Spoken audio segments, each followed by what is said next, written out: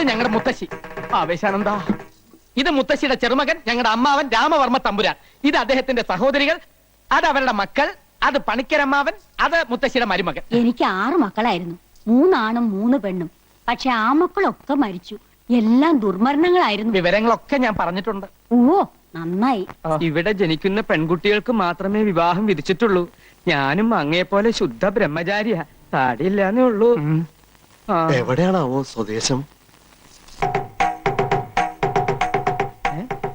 ഭഗവതി ഊമയാണല്ലേ? സ്വാമി മൗനവ്രതത്തിലാ. അയ്യോ ഈശ്വര, അത്ര ജ്ഞാനിയാ. അങ്ങനെ ഉള്ളവരെ മൗനവ്രതം ആചരിക്കൂ. വ്യക്തമായില്ല സ്വാമി അവിടുന്ന്. ഓ മനസ്സിലായി മനസ്സിലായി. എന്താ? അധികം വൈകാതെ ഈ കോലോത്ത ശാപം തീരുവെന്ന്, ഇവിടത്തെ പുരുഷന്മാർക്ക് മംഗല്യ സൗഭാഗ്യം കൈവരുമെന്ന്. ഈശ്വരോ രക്ഷതു. അങ്ങനെ ഒരു സമയം ഉണ്ടായിട്ട് വേണം എനിക്ക് മനസമാധാനായിട്ട് ഒന്ന് കണ്ണടയ്ക്കാൻ. അങ്ങ് കുറച്ചു കാലെങ്കിലും ഇവിടെ കഴിയുന്നത് ഞങ്ങൾക്കൊരു സുഹൃതമായിരിക്കും. ധൃതി പിടിച്ച് പോണോന്ന് കൽപ്പിക്കരുത്. ഹിമാലയത്തിലെ മഞ്ഞുരുകൾ നിന്നിട്ട് ഇനി സ്വാമി കേരളം വിടും. മതി മതി. എന്താ എന്താ പറഞ്ഞേ? ഒന്നും മനസ്സിലായില്ല. പിന്നെ നീ എന്തിനാ ചിരിച്ചേ? ഒന്നും മനസ്സിലാവാത്തോണ്ട് ചിരിച്ചതാ. എന്നാലേ എനിക്ക് മനസ്സിലായി. സ്വാമികൾ പറഞ്ഞത് അമ്മാവന് വ്രതശുദ്ധിയില്ല, മനസ്സിലെ കളങ്കമുണ്ട്, അതുകൊണ്ട് ഈ ചാവടിയിലേക്ക് വരാൻ പാടില്ല അല്ലേ സ്വാമി? എന്താ രാമ ഞാൻ ഈ കേക്കണേ? അയ്യോ മുത്തശ്ശി. ചെയ്യിക്കാം സ്വാമി ചെയ്യിക്കാം. എന്താ എന്താ? അമ്മാവൻ ഇന്ന് രാത്രി മുഴുവൻ ആഹാരം കഴിക്കാതെ ഉപവസിക്കണമെന്ന്, സന്ധ്യയ്ക്ക് രാമായണത്തിലെ കിഷ്കിന്ധാകാന്ഡം മുഴുവൻ വായിച്ചു തീർക്കണമെന്ന്. അയ്യോ ഇവൻ വെറുതെ ഓരോന്ന് പറയാ. അദ്ദേഹം ഇതൊന്നുമല്ല പറഞ്ഞത്. അദ്ദേഹം ഇത് തന്നെയാണ് പറഞ്ഞത്. ദേ ഇങ്ങനെ കാണിച്ച രാമായണം വായിക്കാന്നാണ് അർത്ഥം. ഊമയുടെ ഭാഷ നിനക്ക് അങ്ങനെ മനസ്സിലായി? ഞായറാഴ്ച TV കാണാറില്ലേ, അത് കണ്ട് പഠിച്ചതാ. തർക്കമൊന്നും വേണ്ട, ഞാൻ പറയണത് അങ്ങോട്ട് അനുസരിക്കുക. അതെന്നെ മുത്തശ്ശി പറയട്ടെ. മുത്തശ്ശി പറയട്ടെ. രാമൻ ഇന്ന് ഉപവസിച്ച് രാമായണം മുഴുവൻ അങ്ങോട്ട് പാരായണം ചെയ്യാ. പല്ലും കടിച്ചലറിക്കൊണ്ടു പാലിയും നില്ലുനില്ലുന്നണഞ്ഞോരു നേരം തഥാ. പല്ലും കടിച്ചലറിക്കൊണ്ടു പാലിയും നില്ലുനില്ലുന്നണഞ്ഞൊരു നേരം തഥാ. മുഷ്ടികൾ കൊണ്ടു താടിച്ചതു ബാലിയെ ദുഷ്ടനാം ബാലി സുഗ്രീവനെയും തഥാ. വേണ്ട വേണ്ട, എന്നോട് കളിക്കാൻ നിക്കണ്ട. ഏലസ എന്റെ കയ്യില്. എറിഞ്ഞു ഓടിക്കാൻ നോക്കുകയാണല്ലേ? രാമായണം വായിക്കണമെന്ന് നിനക്ക് സൂഹിക്കണില്ല. മുത്തശ്ശി ഇവിടെ വായിക്കാൻ സമ്മതിക്കണില്ല. എന്റെ അടുത്ത് വേണ്ടാട്ടാ.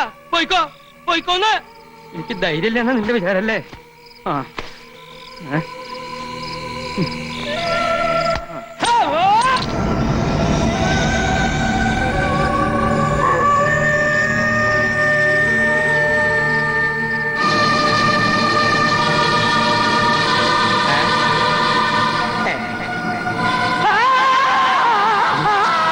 അയ്യേ, ഇത് ഞാനാണമ്മാവാ. ഒറ്റടിയെന്നല്ലോ. ഇങ്ങതാ പോ. ഇതെന്റെ കയ്യിലിരിക്കട്ടെ, എനിക്കിതുകൊണ്ടൊരാവശ്യമുണ്ട്. അമ്മാവന്റെ ശബ്ദമൊന്നും കേൾക്കണില്ലല്ലോ. കിഷ്കിന്ധാകാന്ഡം ഇത്ര പെട്ടെന്ന് വായിച്ചു തീർന്നോ? മുത്തശ്ശി ഇത് ഞാനാ. കുട്ടികളെ മാറിട്ടില്ല നിനക്ക്? മനുഷ്യന്റെ നല്ല ജീവൻ അങ്ങ് പോയി. അതിനുള്ള ശിക്ഷയായിട്ട് യുദ്ധകാന്ഡം കൂടി വായിച്ചു തീർക്കട്ടെ അല്ലേ? അതെ അതെ, മുഴുവൻ ഇരുന്ന് വായിക്ക. ഊണ് കഴിച്ചിട്ട് വായിച്ചാ പോരെ? എന്റെ കുട്ടിയോട് ഞാൻ പറഞ്ഞിട്ടില്ലേ ത്രിസന്ധിക്ക് മുമ്പ് കോലോത്ത് വരണോന്ന്? ഇവിടെ എന്തൊക്കെയാ നടക്കണെന്ന് അറിയോ നിനക്ക്? എന്റെ മുത്തശ്ശി ഇവിടെ ഉള്ളപ്പോ എനിക്ക് ഒന്നും സംഭവിക്കില്ല. എന്റെ കുട്ടി ആഹാരം കഴിച്ച് കിടന്നോളൂ, സമയം ഏറെയായി. അത് ശരിയാ. ചെന്നിരുന്ന് വായിക്കടാ. പല്ലു കടിച്ചലറിക്കൊണ്ടു ബാലിയും നില്ലുന്നില്ലെന്നണഞ്ഞൊരു നേരം തഥാ.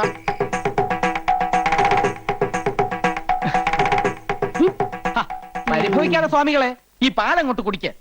നിവർത്തിയുടെ കൊണ്ടല്ലേ എനിക്ക് ഇങ്ങനെയൊക്കെ ചെയ്യേണ്ടി വരുന്നത്. എല്ലാറ്റിനും എന്തെങ്കിലും ഒരു പരിഹാരം ഉണ്ടാവും. താൻ വിഷമിക്കണ്ട.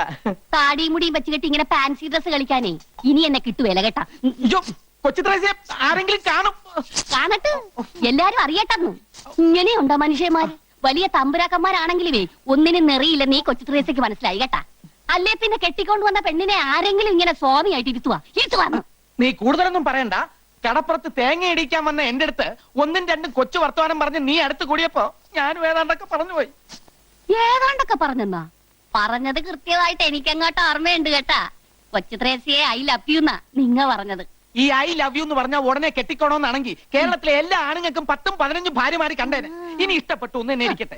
എന്ത് അപരാധം ചെയ്തിട്ടാ നിന്റെ അപ്പം വർക്കി എന്നെ ഓടിച്ചിട്ട് പിടിച്ച് രജിസ്റ്റർ ഓഫീസിൽ കൊണ്ടുപോയി എന്നെ കെട്ടിച്ചത്? ഞാൻ ബ്രഹ്മചാരിയായി കഴിയേണ്ടവരാണെന്ന് അങ്ങയുടെ കാല് പിടിച്ച് പറഞ്ഞതാ. അന്നേരം ആ കാല് കൊണ്ട് എന്നെ അങ്ങേരെ മുഖത്ത് തൊഴിച്ചു. എന്നിട്ട് എന്നെ ഭീഷണിപ്പെടുത്തി നിന്നെ ഇങ്ങോട്ട് കൊണ്ടുവരികയും ചെയ്തു. കഴിഞ്ഞതൊക്കെ കഴിഞ്ഞ് ഇനി നമുക്ക് എല്ലാം അങ്ങോട്ട് മറക്കാം തിരുമേനി. എല്ലാം ഞാൻ മറക്കാം, എന്റെ ബ്രഹ്മചര്യം ഒഴിച്ച്. കൊച്ചുത്രേസ്യെ, എനിക്ക് എന്റെ ജീവനിൽ കൊതിയുണ്ട്.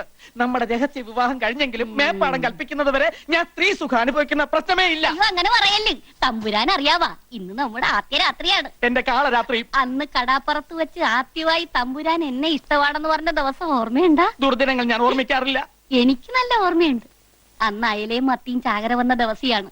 ആ സന്ധ്യക്ക് കടാപ്പുറത്ത് വെച്ച് തമ്പുരാൻ എന്നെ നോക്കി പറഞ്ഞു, കൊച്ചുത്രേസ്യ സുന്ദരിയാണ്. കളിയാക്കിയാലും മനസ്സിലാകാത്ത പെണ്ണ്. ഒരു കാര്യം ഞാൻ പറഞ്ഞേക്കാം, ഞാൻ ജീവനോടെ ഇരിക്കുന്നത് കാണണമെന്നുണ്ടെങ്കിൽ ശൃംഗരിക്കാൻ വരാതെ മര്യാദയ്ക്ക് അടങ്ങി ഒതുങ്ങി ഇവിടെ കഴിഞ്ഞോണം. സമനില തെറ്റി ഞാൻ വല്ലതും ചെയ്തു പോയാൽ പാലമരത്തിന്റെ ചോട്ടിൽ നിന്ന് പിറ്റേന്ന് നീ തന്നെ എന്റെ എല്ലും മുടിയും പറക്കേണ്ടി വരും. അപ്പൊ ജീവിതകാലം മൊത്തം എന്നെ ഇങ്ങനെ സ്വാമി വേഷം കെട്ടിച്ചിരുത്താനാണ് ഇങ്ങോട്ട് കെട്ടിയെടുത്തോണ്ട് വന്നത്. മേപ്പാടം കൽപ്പിക്കുന്നത് വരെ. മേപ്പാടൻ ആരുവാ? എന്ത് പറഞ്ഞാലും തന്റെ ഒരു മേപ്പാടൻ.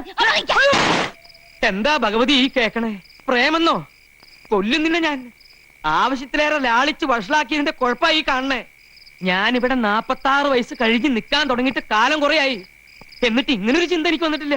മോഹങ്ങളൊക്കെ അടക്കി ഒതുക്കി ചുരുട്ടി മനസ്സിൽ വെച്ചോണ്ട് നടക്കാൻ ഞാൻ. എന്തിനാ? ജീവനെ പേടിച്ചിട്ട്. ഇവിടത്തെ പുരുഷന്മാര് ബ്രഹ്മചര്യം തെറ്റിച്ച എന്തൊക്കെ ദുരന്തങ്ങളാ ഉണ്ടാവാന്ന് നിനക്കറിയോ? ഇക്കാലത്ത് ഇതൊക്കെ പറഞ്ഞ ആരെങ്കിലും വിശ്വസിക്കോ? ഒക്കെ വെറും അന്ധവിശ്വാസങ്ങളാ. നിന്റെ പ്രായത്തിൽ ഞാനും ഇതൊക്കെ തന്നെ പറഞ്ഞത്. മീനാക്ഷിയെ വെറുതെ ഒന്ന് നോക്കിയതിന് ഞാൻ അനുഭവിച്ച കഷ്ടപ്പാടുകൾ എന്തെന്ന് എനിക്കല്ലേ അറിയൂ. അമ്മാവൻ എന്തൊക്കെ പറഞ്ഞാലും ശരി, എനിക്ക് അവളെ വിവാഹം കഴിച്ചേ വെക്കൂ. നീ ഇത് എന്നോട് പറഞ്ഞത് പറഞ്ഞു. ഇതെങ്ങാനും മുത്തശ്ശി അറിഞ്ഞാൽ എന്താ ഉണ്ടാവാന്ന് നിനക്കറിയോ? അതുകൊണ്ട് പ്രേമം വല്ലാതെ മൂത്ത് കഴിയുമ്പോ നല്ല തണുത്ത വെള്ളം തലയിലൊഴിച്ച് സഹസ്രനാമകീർത്തനവും ചൊല്ലി കമഴ്ന്ന് കിടന്ന് ഹരഹരോ ഹരഹര എന്നാണ് പറഞ്ഞാ മതി. ഇത് തന്നെയാണ് ഞാനും ചെയ്തിരുന്നത്. അമ്മാവൻ മുത്തശ്ശിയോട് ഒന്ന് പറഞ്ഞു നോക്കൂ. നല്ല ശേലായി. ഈ നാട്ടിലെ മുഴുവൻ പുരുഷന്മാരെയും എങ്ങനെയാ ബ്രഹ്മചാരികളാക്കണ്ടേന്ന് ആലോചിക്കാൻ മുത്തശ്ശി. അതിന്റെ ഇടയിലാണ് വിവാഹം എന്ന് പറഞ്ഞ് നീ അങ്ങോട്ട് ചെല്ലണേ. കൊഴപ്പായി ദേവരനു. ആർക്കായുടെ മംഗല്യം വേണ്ടത്? രാമോർമ്മയ്ക്കാണോടാ? എനിക്കല്ല. പോലോത്ത ആണുങ്ങളുടെ മൂത്തവൻ നീയല്ലേ? നീയൊക്കെ വേണ്ടെന്ന് വെച്ച മംഗല്യം പിന്നെ ഇവിടെ ആർക്കാ വേണ്ടത്? ഞാനായിട്ട് അത് പറയണില്ല. വേണ്ടപ്പെട്ട ആൾ ഇവിടെ ഉണ്ട്. ആര്? ഉണ്ണിക്കുട്ടനോ? എന്താ നീ ഒന്നും മിണ്ടാത്ത?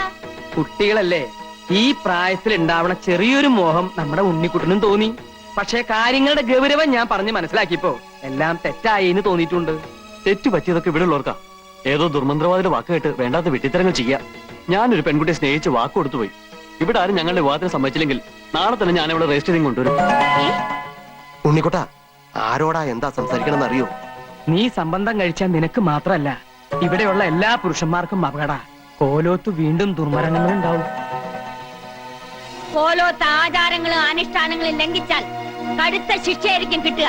പിന്നെ ഉണ്ണിയുടെ സ്ഥാനം പടിക്ക് പുറത്ത്. എന്നെ പടിയടിച്ച് പിണ്ടം വെച്ചാലും ഞാൻ അവളുമായി ഈ നാട്ടിൽ തന്നെ ജീവിക്കും. ഈ കോലത്ത് ഞാൻ കാരണം ദുർമരണങ്ങൾ നടക്കുന്നുണ്ടെന്ന് എനിക്കൂടെ അറിയണല്ലോ. ഇല്ല, നിനക്ക് എന്തോ ബാധ കയറിയിരിക്കുകയാണ്. ഇല്ലെങ്കിൽ എന്റെ ഉണ്ണി ഇങ്ങനെയൊന്നും പറയില്ല. ആരോ മോഹിപ്പിച്ച് എന്റെ ഉണ്ണിയെ മയക്കിയിരിക്കണു. വേണ്ട, ഇനി ദുർമരണങ്ങൾ കാണാനുള്ള ശക്തി എനിക്കില്ല. പണിക്കരെ, എന്തെങ്കിലും ധിക്കാരം കാണിക്കുന്നതിന് മുമ്പ് എന്റെ ഉണ്ണിയെ മുറിക്കാത്ത അടച്ചിടുക. കുറച്ചു ദിവസം പുറത്തൊന്നും പോണ്ട. എനിക്ക് എന്റെ കുട്ടിയുടെ ജീവനാ വലുത്. വേണ്ട, എന്റെ ആഗ്രഹം സാധിച്ചു തരാത്ത മുത്തശ്ശിയും വീടും ഒന്നും എനിക്ക് വേണ്ട. നീ എന്താ പറഞ്ഞത്? ഞാൻ പോവാ. ഉണ്ണി, അവിടെ നിൽക്കാനാ പറഞ്ഞത്. ഉണ്ണി!